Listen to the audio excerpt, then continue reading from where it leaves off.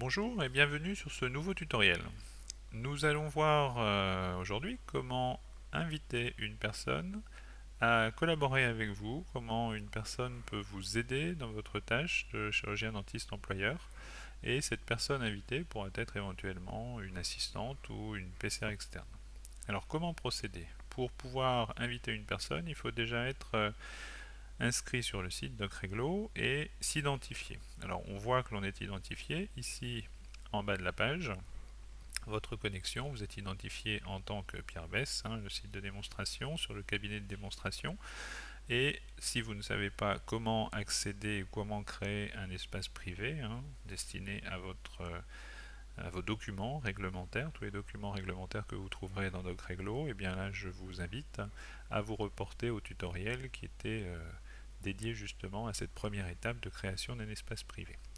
Une fois que cet espace privé a été créé, une fois que vous êtes logué au niveau de cet espace privé, vous pouvez accéder aux informations de votre cabinet, soit en cliquant ici, soit en cliquant tout en haut sur votre cabinet. On arrive exactement au même endroit. Ici, on voit que nous avons la main en tant qu'employeur, chirurgien dentiste employeur, on a la main pour gérer notre espace privé. Des informations existent déjà en ce qui concerne notre cabinet. On avait déjà rempli tout ça lors de l'inscription la première fois que nous sommes inscrits sur le site. On peut bien sûr les modifier, ces informations sont tout à fait modifiables par la suite. Il suffit de cliquer sur cette partie-là, mais ce n'est pas le sujet aujourd'hui.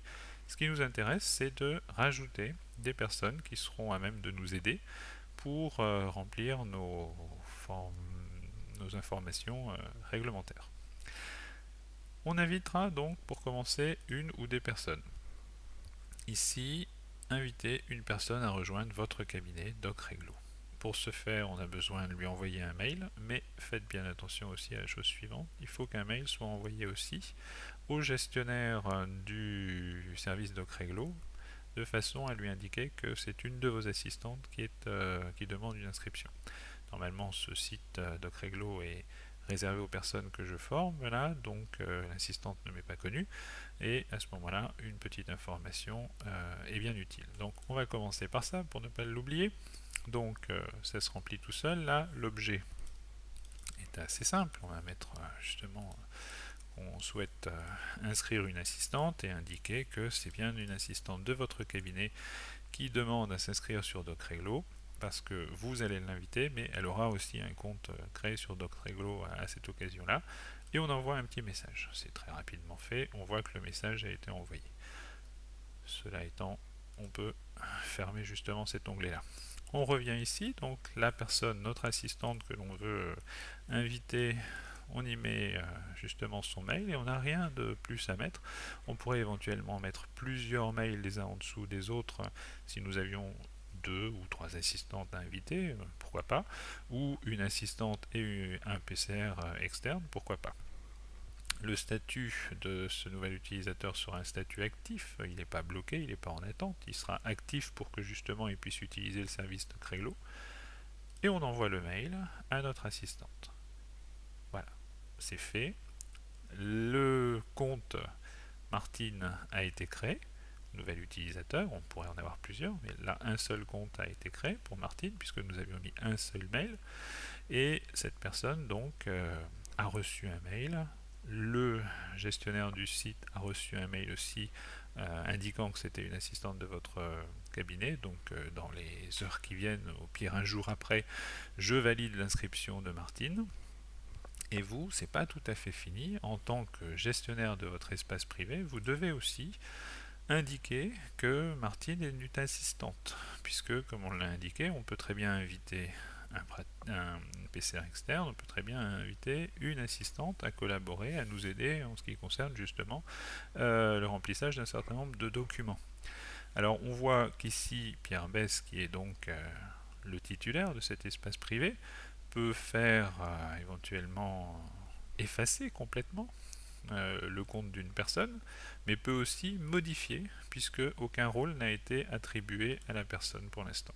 Donc on peut attribuer le rôle assistante, le rôle PCR, le rôle employeur, il n'y en a qu'un d'employeur dans le cabinet, c'est celui qui a créé initialement l'espace privé, et ensuite, cet employeur invite des personnes et leur assigne un rôle d'assistante ou de PCR externe. Donc on met un jour, et ici on voit tout de suite les informations apparaître, c'est mis un jour, et Martine est donc une assistante. Le principe aurait été strictement le même avec une PCR externe, c'est vous qui avez la main sur tout, vous en tant qu'employeur, en tant que la personne qui a créé l'espace privé au départ qui avait la main, et vous pouvez évidemment ajouter des personnes, mais le cas échéant, retirer des personnes. Si une PCR externe n'est plus la PCR externe de votre cabinet, elle n'a plus accédé à ces documents-là, vous la retirez. De la même façon, si une assistante n'a plus de rôle à jouer, soit dans le cabinet du tout, soit pour vous aider en ce qui concerne DocReglo, vous pouvez la retirer aussi. Évidemment, en fonction du rôle qui aura été attribué, les accès aux documents ne seront pas identiques. Une assistante ne peut pas accéder aux mêmes documents que la PCR étant cantonnée à la partie radioprotection, mais il y a aussi d'autres rubriques. Il y a effectivement la radioprotection, mais il y a tout le document unique, il y a toute la partie produits chimiques et fiches de sécurité, et puis il y aura petit à petit d'autres rubriques qui vont apparaître.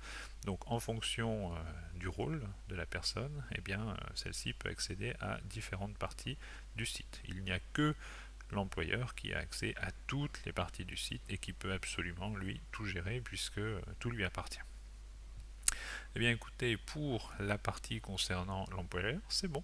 Il a fait son travail, il a invité une personne, il a justement prévenu le gestionnaire de DocReglo au travers du petit formulaire de contact, il a envoyé un email à son assistante pour lui demander justement de venir sur le site. Son travail est fait, il peut éventuellement se déconnecter ou faire autre chose, il peut aussi tout à fait quitter son navigateur.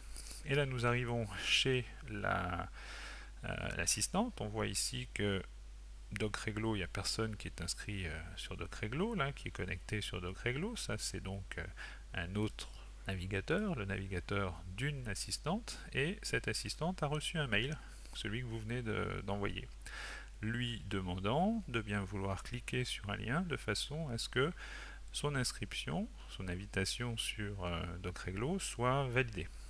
Alors, c'est pas très compliqué, il suffit de le faire. Et à ce moment-là, on arrive sur DocReglo avec une initialisation ou une réinitialisation du mot de passe, puisque aucun mot de passe n'avait été mis au départ, juste un mail avait été adressé. Et à ce moment-là, la personne peut se connecter, rentrer un mot de passe qui lui sera propre, puisque là il y a son adresse de courriel, mais aucun mot de passe n'avait été rentré jusqu'alors. Et donc c'est l'assistante elle-même qui va justement rentrer ces informations-là. Pas besoin d'aller beaucoup plus loin, donc vous voyez, c'est assez simple. Hein. Il y a juste le mail de Martine, l'assistante, qui est repris, et juste le mot de passe qui est à rentrer. Et ce sera avec ces informations-là, son adresse email et son mot de passe, que Martine pourra justement accéder au service DocReglo. Voilà, une fois que c'est fait, eh bien, les changements ont été enregistrés. Comment est-ce que l'on peut savoir justement si tout se passe bien? En regardant ici en bas, puisque cette fois-ci, ici en bas, la connexion, elle est au nom de Martine, qui est rattachée au cabinet DocReglo.